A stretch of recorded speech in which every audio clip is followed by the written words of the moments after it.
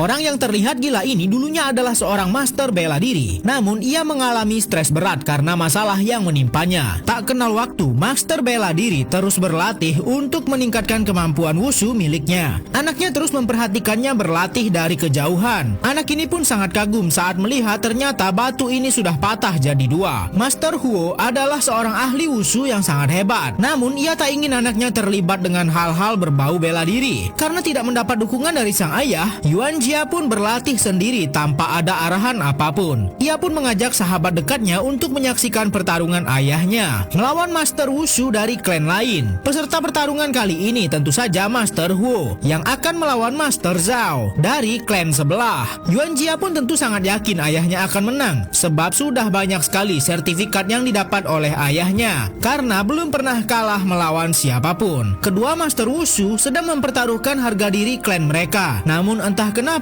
saat Master Huo memberikan serangan pamungkas, ia malah berhenti dan hal itu membuat Master Huo harus menerima kekalahan pertamanya dan klan Zhao lah yang menjadi pemenangnya. Tampak anaknya sangat tak terima atas kekalahan perdana sang ayah. Apalagi kini ia terus diolok-olok oleh anak-anak lain dari klan Zhao. Karena tak terima diejek, Yuan Jia malah menantang anak dari klan Zhao. Karena Yuan Jia tidak pernah berlatih wushu sama sekali, tentu saja ia babak belur dibuat oleh anak dari klan Zhao. Yuan Jia pun tampak sangat kesal dan bertekad untuk tidak akan kalah lagi. Sehingga ia pun nekat mencuri buku rahasia milik ayahnya yang berisi teknik-teknik rahasia ilmu bela diri. Yuan Jia terpaksa harus mencuri karena sang ayah benar-benar tak mau Yuan Jia masuk ke dalam dunia bela diri. Bocil ini terus memukul-mukul batu untuk melatih kekuatan bela dirinya. Setelah merasa kuat, ia pun menantang anak lain dari kampung sebelah yang beberapa waktu lalu pernah mengalahkannya. Jadi ceritanya misi balas dendam nih. Ternyata hanya dengan satu pukulan saja, Huo Yuan Jia berhasil mengalahkan rivalnya. Huo terus berlatih hingga ia dewasa. Dan seperti inilah wujud Hao saat sudah memiliki anak. Ia menjadi ahli bela diri yang tak terkalahkan. Sudah banyak pertarungan yang ia menangkan. Dan sampailah ajudannya memberitahukan kalau ada undangan bertarung untuknya. Huo pun berdoa agar bisa memenangkan pertarungan ini. Semua warga dan murid-muridnya dengan sangat bangga mengantarkan Huo ke arena pertarungan. Tampak Huo sangat percaya diri sekali.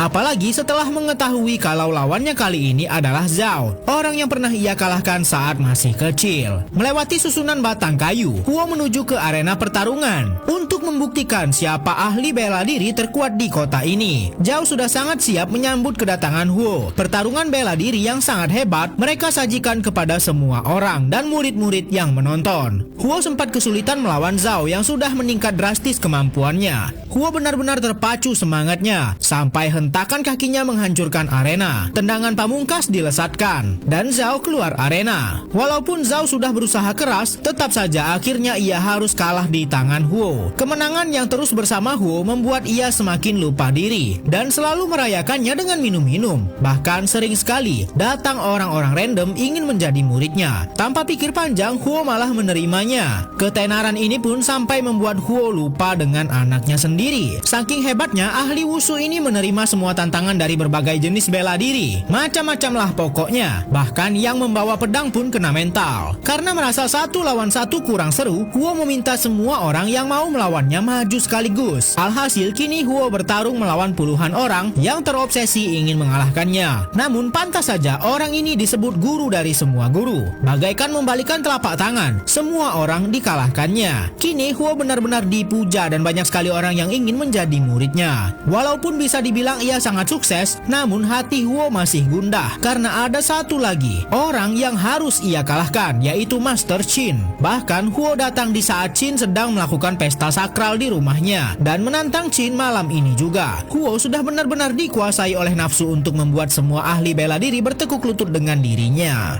Semua orang lari ketakutan sebab pertarungan antara dua master bela diri ini pun tak dapat dihindarkan lagi. Pertarungan mereka benar-benar sangat barbar dan tidak ada kata ampun dari masing-masing mereka. Bahkan Huo sampai tidak bisa mengendalikan dirinya dan membuat Master Qin kehilangan nyawanya. Semua murid Huo merasa bangga karena guru mereka berhasil memenangkan pertarungan. Berbeda dengan anak Master Qin yang harus kehilangan orang tuanya. Saat Huo pulang dari tempat ia pesta dan minum-minum semalam, ia benar-benar tak menyangka kalau ibu dan anaknya sudah tak bernyawa lagi. Huo benar-benar marah dan ia langsung datang ke rumah anak Master Qin yang ia duga sebagai sebagai pelakunya. Tanpa pikir panjang, Huo langsung membalas semua perbuatan anak Master Qin kepadanya. Benar-benar pembalasan dendam yang tak berkesudahan. Sehingga ia memutuskan untuk pergi ke tempat yang sangat jauh. Masih beruntung bagi Huo, saat ia luntang-lantung, ada orang yang menemukannya dan mau mengurusnya. Sehingga penampilannya tidak lagi seperti orang tak waras. Di sini Huo mendapatkan kehidupan yang baru dan sangat berbeda dengan tempat asalnya, yang dimana ia sangat dihormati dan disegani. Kini sepertinya Huo sudah mulai bisa berdamai dengan dirinya sendiri dan melupakan semua masalahnya. Namun Huo tiba-tiba mendengar kalau ada seorang anak yang ketahuan mencuri dan akan dihukum oleh orang kampung sebelah. Karena tak tega, Huo pun menawarkan dirinya saja yang dihukum. Dengan sangat pasrah, Huo menerima hukuman demi melindungi seorang anak kecil. Ia harus diam saja saat dipukuli. Namun saat orang yang sudah menghukumnya terlalu kelewatan, barulah Huo menunjukkan siapa dirinya. Huo yang sebenarnya master bela diri berhasil membungkam orang yang sedang menghukumnya. Setelah cukup lama Huo lari dari semua masalahnya, ia pun memutuskan untuk kembali ke tempat asalnya dan memperbaiki semua masalah yang sudah ia perbuat di masa lalu. Namun saat Huo sudah kembali ke tempat asalnya, semua sudah berubah. Kota Tianjin, tempat ia hidup dulu sejak kecil, kini sudah dijajah. Rumahnya pun sudah tak terurus dan ia hanya bisa menyesali semua perbuatannya di masa lalu yang sudah banyak menghilangkan nyawa orang lain. Master bela diri yang baru saja pulang ke kampung halamannya tak terima saat kampung halamannya dijajah dan negerinya dihina oleh salah seorang petarung dari negeri barat. Huo pun meminjam uang dengan sahabat lamanya untuk menantang orang yang sudah menghina negeri mereka. Setelah berhasil mendapat uang, Huo pun langsung pergi ke Shanghai untuk mengalahkan Hercules, orang yang sudah menghina semua petarung dari tempatnya berasal. Tentu saja semua orang mengharapkan Huo untuk mengalahkan para penjajah. Huo hanya memberikan satu syarat, bertarunglah dengan terhormat tanpa menghilangkan nyawa. Huo sudah benar-benar sudah mendapat pelajaran dari semua kesalahannya di masa lalu yang tak bisa mengendalikan dirinya. Petinju kekar akan bertarung melawan master bela diri yang berbadan sangat kurus ini. Sejak awal pertarungan Hercules sangat mendominasi. Huo hanya diam saja dan tak menyerang sama sekali, padahal ia adalah master bela diri. Setelah memahami pergerakan Hercules, barulah Huo memberikan sedikit serangan. Namun tentu saja Hercules tidak mudah dikalahkan. Bahkan hampir saja Huo terkena smackdown. Untung saja Huo bisa melindungi diri dan memberikan serangan balik. Julukan master yang diberikan kepada Huo memanglah tak salah. Bahkan ia masih sempat melindungi musuhnya yang hampir saja celaka. Kini Huo pun berhasil mengembalikan harga diri para petarung dari negerinya yang sudah lama diremehkan oleh penjajah. Bahkan kini dengan kembalinya Huo, ia mampu menyatukan semua perguruan wushu. Ia mampu menyatukan semua perguruan wushu yang awalnya saling membenci menjadi satu kekuatan yang hebat. Setelah Huo Yuanjia mempersatukan semua ahli wushu dan membentuk federasi, Huo ditantang untuk membawa wushu ke dunia internasional dan ia harus memenangkan pertarungan yang diselenggarakan oleh para petinggi dunia. Namun tepat sehari sebelum pertandingan, ada beberapa orang licik sudah mengatur jalannya pertandingan sehingga Huo tidak akan menang demi keuntungan mereka sendiri. Huo terus mempersiapkan dirinya demi membanggakan ilmu bela diri yang sudah menjadi bagian dari hidupnya. Sampailah hari pertarungan tiba dan lawan pertama Huo adalah petinju hebat dari Inggris. Setelah pertandingan dimulai, tidak butuh waktu lama bagi Huo untuk mengalahkan lawan pertamanya. Semua orang tentu saja menaruh harapan besar di pundak Huo. Pertarungan terus dilanjutkan dan lawan Huo berikutnya adalah pelatih berkuda dari Belgia. Dan lagi-lagi sepertinya mudah saja bagi Huo untuk mengalahkannya. Belum ada masalah yang begitu berarti, sehingga Huo harus melawan musuh berikutnya, yaitu juara anggar dari Eropa. Lawan Huo kali ini sepertinya cukup menantang dan sangat mahir memainkan pedangnya. Namun Huo adalah master dari semua ilmu bela diri, sehingga tentu saja akhir dari jalannya pertandingan dimenangkan oleh Huo. Tampak para orang-orang licik yang ingin mengatur jalannya pertandingan sudah mulai gelisah karena 3 lawan pertama sudah terkalahkan. Lawan berikutnya adalah petarung dari Jepang. Dengan samurainya, kesatria dari Jepang langsung memberikan serangan kepada Huo. Ronde pertama berjalan dengan sangat sengit dan mereka masih cukup imbang, sehingga pertarungan pun akan dilanjutkan ke ronde berikutnya, yaitu pertarungan tangan kosong. Pertarungan harga diri para ahli bela diri dari seluruh dunia terus dilanjutkan. Namun tampak Huo mengalami masalah dengan tubuhnya. Ia batuk-batuk dan pandangannya pun kabur. Lalu tiba-tiba ia pun muntah. Tentu saja semua orang panik sebab pada ronde sebelumnya Huo masih sehat-sehat saja. Ternyata Huo diracuni. Ada orang yang menukar minumannya saat jeda pertandingan. Namun karena Huo benar-benar ingin membawa ilmu bela diri wushu ke dunia internasional dan mempertahankan harga dirinya,